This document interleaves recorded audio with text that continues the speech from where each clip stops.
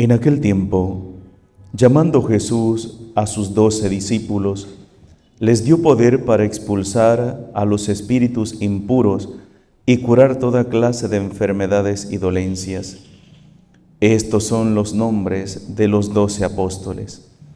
El primero de todos, Simón, llamado Pedro, y su hermano Andrés, Santiago y su hermano Juan, hijo del Zebedeo, Felipe y Bartolomé, Tomás y Mateo, el publicano, Santiago, el hijo de Alfeo, y Tadeo, Simón el cananeo, y Judas Iscariote, que fue el traidor.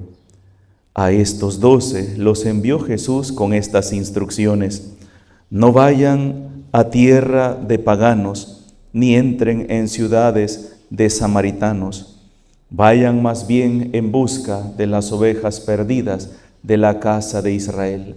Vayan y proclamen por el camino que ya se acerca el reino de los cielos. Palabra del Señor. Iniciamos el capítulo 10 del Evangelio de San Mateo y estamos, hermanos, ante el primer envío. Vamos a decir uno de los primeros envíos, porque Jesús, ¿se acuerdan?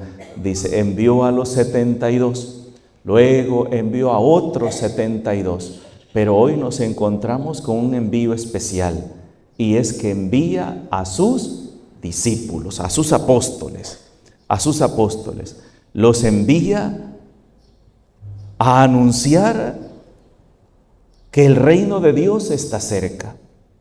Les da poder para expulsar a los espíritus impuros y curar toda clase de enfermedades y dolencias. Vayan. Ese es el mandato. Uno de tantos, ¿verdad? Porque también en Mateo 28:20, cuando ya está finalizando el ministerio público de nuestro Señor, que ya va a ascender al reino de los cielos, les dice: vayan por todo el mundo y prediquen el evangelio a toda criatura. Bautícenlos en el nombre del Padre, del Hijo y del Espíritu Santo y enséñenles a cumplir lo que yo les he encomendado. Es otro envío. También les está dando un mandato, pero también les está dando un poder. Hoy vemos a ese Jesús mandando a sus discípulos. Y hermanos, en ese envío tenemos que vernos identificados todos. Primero, los sacerdotes, junto con el Papa y los obispos, como los principales responsables de la obra de la misión. Es a nosotros, a través de ellos, que Jesús nos está mandando también a anunciar la palabra de Dios. Vayan y anuncien. Tristemente, en nuestros tiempos, nos hemos quedado con el meramente ritualismo. Agarramos un librito y nos empezamos a leer y ya estuvo. Nada más. Estamos perdiendo como iglesia el ministerio de la palabra.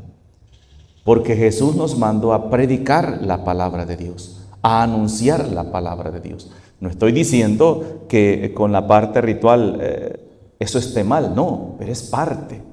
Pero estamos optando más por el mero ritualismo y de repente nos encontramos con que muchos laicos a veces se acercan a nosotros y nos cuentan: mire, padre, yo fui a una misa donde el Padre dijo en el nombre del Padre, el Hijo y el Espíritu Santo, amén. La intención es de esta misa: Señor, ten piedad, Señor, ten piedad, Cristo, ten piedad, Cristo, ten piedad, Señor, ten piedad, Señor, ten piedad. Siéntense, primera lectura, salmo, evangelio, siéntense, canto de ofrenda. Y hace la consagración, este es el Cordero de Dios, la oración final, pueden ir en paz.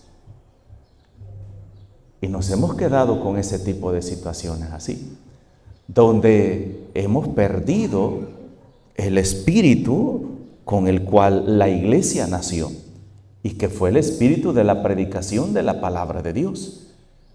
Jesús hoy nos dice: vayan y expulsen, ¿verdad?, a los espíritus impuros y curen toda clase de enfermedades. Y cuando hablamos del espíritu, el demonio va a huir, hermanos, donde se predica la palabra de Dios. El demonio se va a retobar, se va a retorcer cuando se está predicando la palabra de Dios. Me acuerdo la historia del Padre Pío de Pietrelcina. Mientras él estaba predicando, un demonio empezó a gritar en medio de la asamblea y en plena misa hizo un exorcismo. San Pío de Pietrelcina. Cuando Jesús estaba hablando, predicando, los apóstoles estaban predicando, ahí empezaban los demonios a retobarse. Cuando aquel endemoniado dentro de la sinagoga, y cuando escucha la palabra de Dios, empieza a anunciar la palabra de Dios, el mismo demonio dice: ¿qué quieres tú, Jesús de Nazaret, con nosotros? Sé quién eres, qué es lo que quieres, por qué has venido a atormentarnos. ¿Y qué era lo que estaba haciendo Jesús? Predicando la palabra de Dios.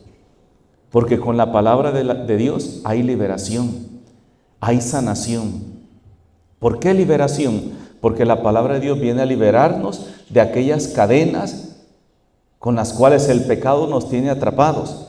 La palabra de Dios viene a iluminar y a hacernos ver cuál es el error, el pecado en el que estamos cayendo. Y a través de la palabra de Dios empezamos a cuestionarnos y empieza como una cosita dentro de nuestro corazón y a movernos a que tenemos que cambiar.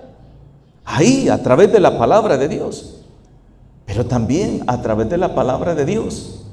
No solamente hay liberación, sino también sanación. Cuando nuestro corazón está destruido, cuando nuestro corazón está desgarrado por el pecado, por las cargas de este mundo, y nos acercamos a ese Dios que nos habla de la misericordia, de la ternura, del amor, de la compasión, de ese Dios que es mi Padre, que me ama, de ese Jesús que subió a la cruz por mí y murió para salvarme. Ahí hay sanación. Cuando yo puedo decir: es que a mí nunca nadie me ha querido, ni mi madre, ni mi padre, ni mis hermanos, yo he vivido en absoluta soledad. Pero cuando de repente empiezo a escuchar esa palabra de Dios que llega a mi vida, llega a mi corazón, ahí Dios me está sanando.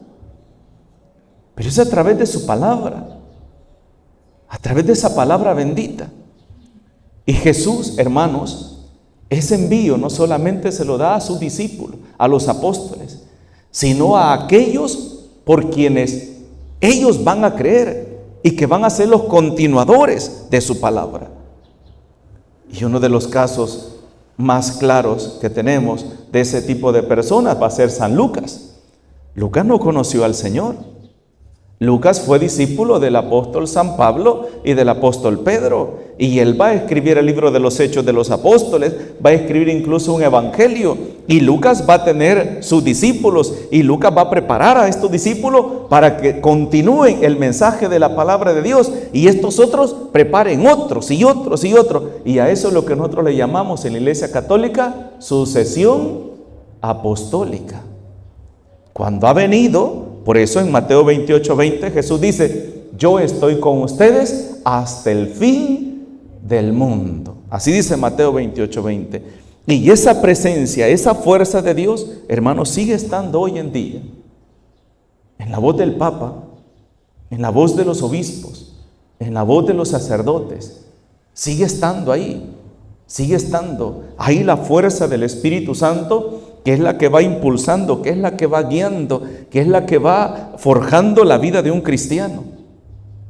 Por eso el día que se deje de predicar la palabra de Dios, ese día, hermanos, la fe va a ir decayendo. Y qué triste que nosotros los sacerdotes somos los ministros de la palabra.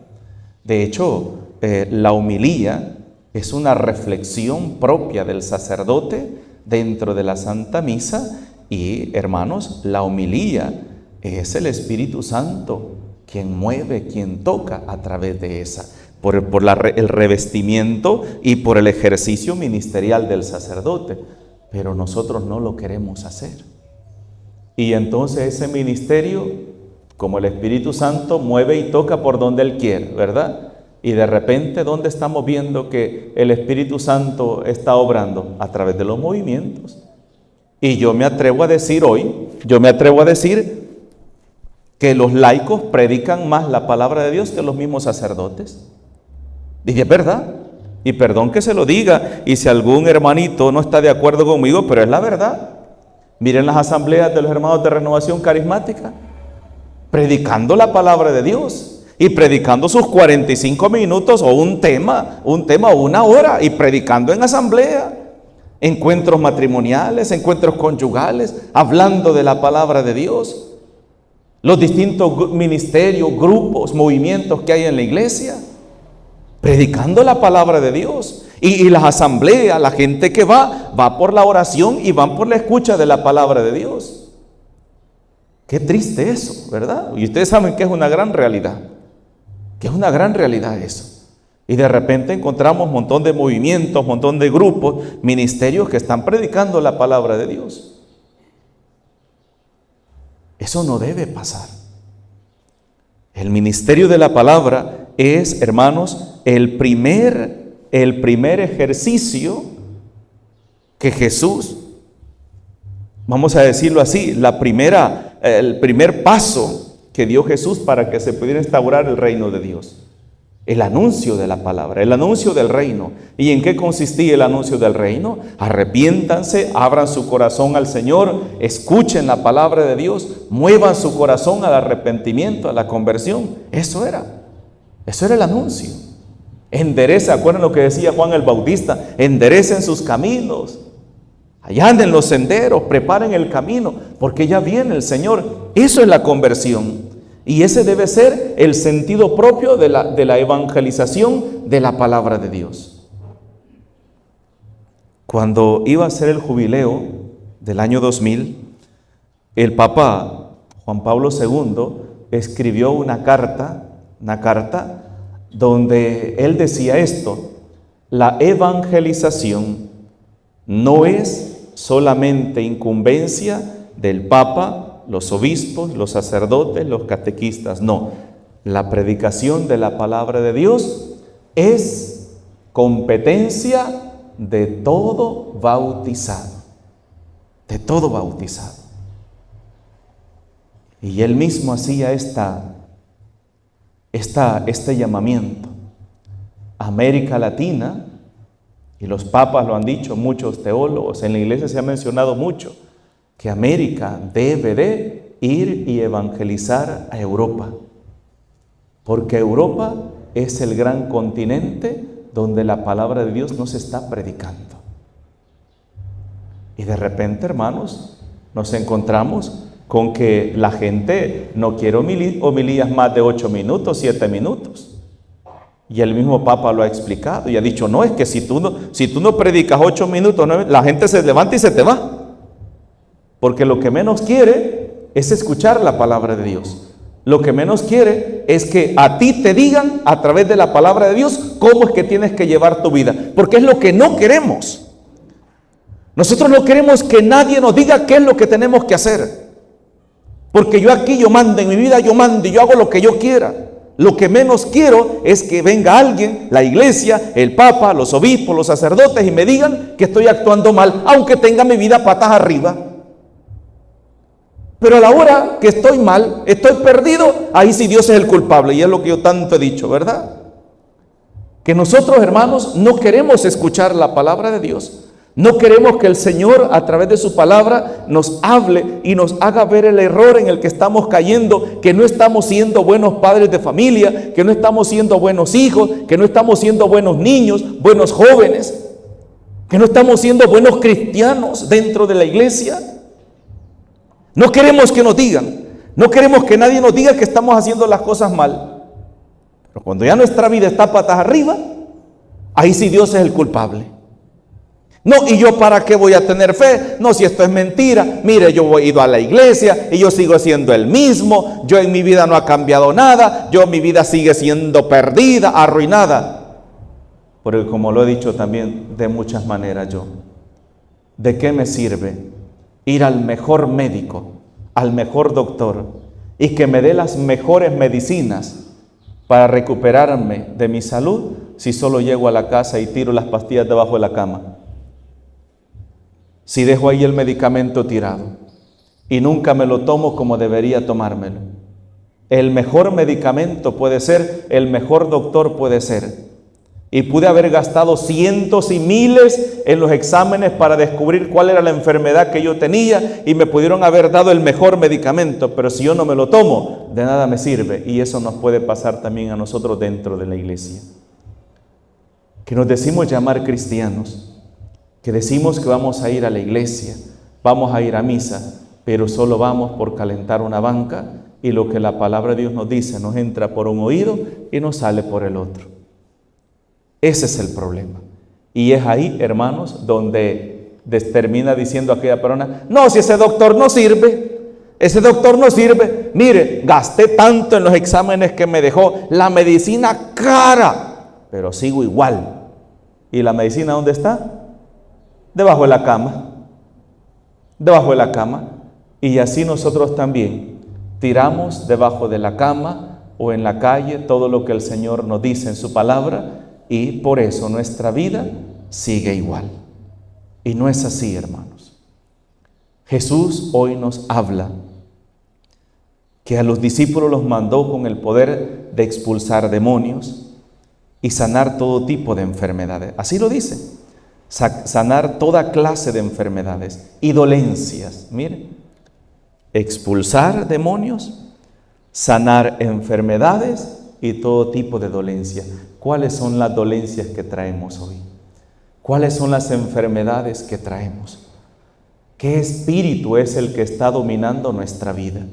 El espíritu de envidia, el espíritu de rivalidad, el espíritu de egoísmo, el espíritu de soberbia, el espíritu de avaricia, el espíritu de lujuria, el espíritu de resentimiento, el espíritu de individualismo. ¿Cuál es el espíritu que nos está moviendo a nosotros? Y es ahí donde tenemos que pedirle al Señor, Señor, libérame, Señor, sáname, Señor, arranca de mi vida todo eso que me impide en este día poder abrirte mi corazón y poderte recibir en mi vida y que se vea verdaderamente que hay una transformación en mi corazón. Hace poco hablábamos del yo viejo, ¿se acuerdan? Que hablábamos un día de esto en una de las homilías. Hablábamos de tener la capacidad de dejar ese yo viejo que venimos arrastrando desde que éramos niños, desde que éramos jóvenes. No, es que a mí me maltrataron, es que a mí me humillaron, es que a mí nadie me quiere, es que a mí esto y es que a mí el otro. Y todo eso me lleva ¿a qué? A guardar en mi corazón un resentimiento, un dolor y una herida que no puede sanar. Y les decía yo, ya no eres ese niño. Ya no eres esa niña, ya creciste. No sigas arrastrando tu pasado que te impide poder disfrutar, poder ser feliz y poder vivir bien el presente. Esas dolencias, ese dolor que venimos cargando, solo el Señor lo puede sanar. Solo el Señor lo puede liberar, pero si tú y yo se lo permitimos. Él nos puede estar dando el medicamento.